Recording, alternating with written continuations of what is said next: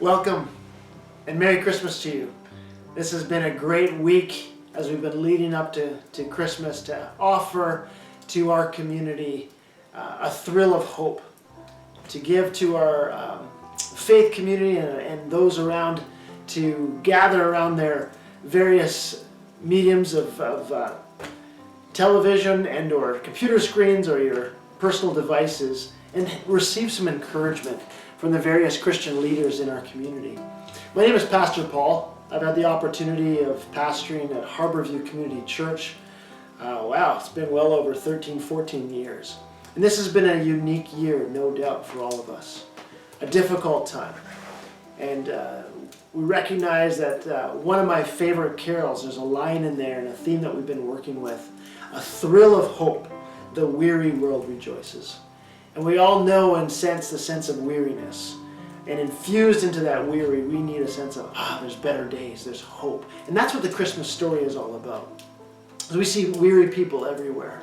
And the coronavirus has us all on a little bit of an edge. But in the midst of that, there's this thrill of hope that Christmas is coming, and with it, a really hopeful message. Also, just for your information, the variety of different churches in our community of Esquimalt have Christmas Eve services. And I would invite you to look below in the post and see the location and the links on how to see that, view that, and or participate in that. And so by all means, pick a location and enjoy the Christmas Eve service together. I'm sure you've heard it that Christmas is about children. And it really is. There's something that's so unique about a childlike wonder when it comes to Christmas morning and the adorning of gifts and the Christmas tree and the food and the treats, etc. And it often brings to mind past incredible memories of your children or your own childhood. Some may be painful, some very joyful, but maybe a little bit of both. But Christmas is about a child. I want to relay just a story with you with this time that we have together as we wrap these moments of hope together. It's a story of a small church where each year they put together the traditional Christmas pageant. Maybe some of you will remember what that's like. We're missing that this year for sure. When the children come around and they get the costumes going and you've got Mary and Joseph and a little baby and a manger and the shepherds and the wise men, etc. And of course, all of the incredible antics that go with that as children are put onto stage. Well, in this church, there was a lively 10-year-old boy who had managed to create disaster in every Christmas play that he had been in. The boy's name was Barry. And one year his angel wings had caught on fire, which nearly burned the church down. And the next year he was Herod the Great. And he jumped from his throne, and in his clumsy way, he jerked the carpet from underneath the three wise men and dumped them on their heads. You can imagine the scene. And the children begged to not let Barry ruin another play.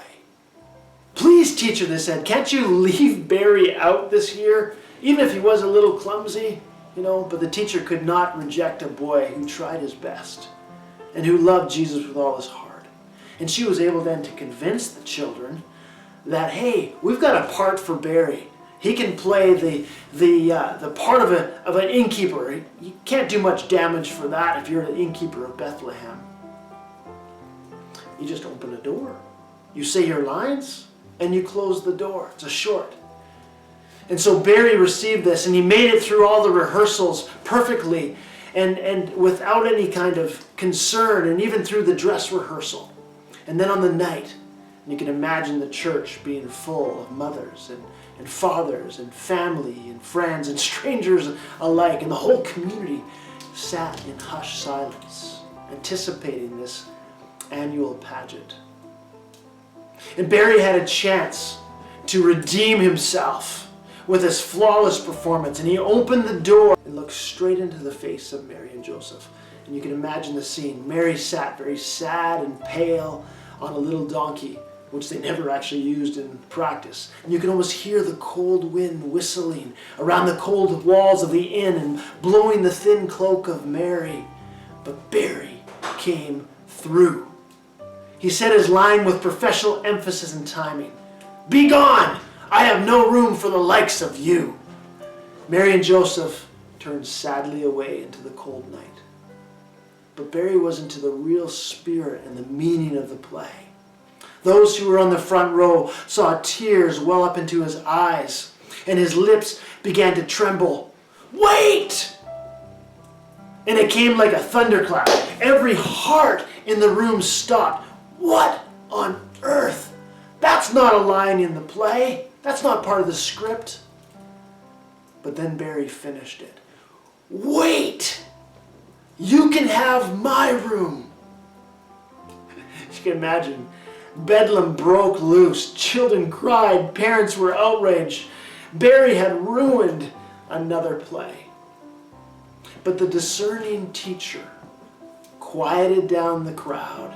She dried Barry's tears as well as their own, and he said, maybe Barry was the real messenger after all. Because only those who have room in their hearts can the dear Christ child enter in. Christmas is about a story. It's about a story of a child. It's about the story of the God child who entered into our experience, who entered into the world at a time that was very weary, to bring the light of hope. And each of us has a story. And each of us has our history and our past. And a lot of it is fraught with pain, perhaps some of it with spikes of joy. But regardless, we have a story. And the story of Christ can cross paths with our story, and hope can be infused in it. We have a choice this Christmas, how we want to finish our story. And do we want to finish it with that of the dear Christ child being able to enter in? For Barry got that. He can have my room, which can be translated, he can have room in my heart for him. And I would encourage us this Christmas to examine once again the incredible advent, the arrival of Christ. And that you too can have a thrill of hope enter into your world this Christmas.